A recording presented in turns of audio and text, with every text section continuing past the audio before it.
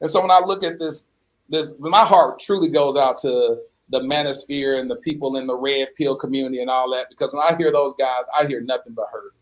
I hear so much pain in those guys, pain. and so my heart goes out to them, and I want to figure out a way for God to give me wisdom to go unpack that, because these men are in this society breaking more women because they don't trust them, they don't value them, they think very low of them, and so they're just adding more compounded trauma in our society because they're unhealed. And if you're unhealed, all you're gonna do is break somebody else, and you're gonna keep breaking people. But yeah, that story of Samson, when I was reading that yesterday, I was like, wow, Samson was heartbroken. He was extremely heartbroken. He got betrayed by the first woman. But all we hear is Delilah. But his heart was first broken by her. And she went and married his homeboy. You know what I'm saying? Did twice as worse.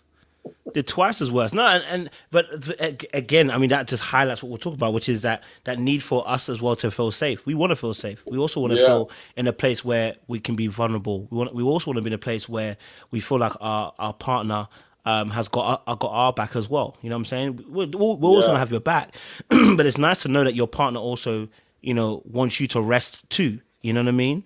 And I think just experiencing that when talking about Samson, that is why somebody who's so strong could end up being in a position where their head's on someone's lap and then revealing a secret about their strength. Because in his mind, he's thinking, I'm sharing a secret with you, and I'm hoping that I can trust you, and that when I trust you this secret, it's not going to go to anyone else. Unfortunately, she had different plans, but irrespective of that, the atmosphere that was created because she created an atmosphere where it was safe for him to be able to say, this is where you can rest your head. This is where you cannot think about what goes on outside. Don't worry about the Philistine. Don't worry about them people there. Here on my lap, okay, you're my little Sam. You understand? You're not even Samson. You're my little Sam. You know what I mean?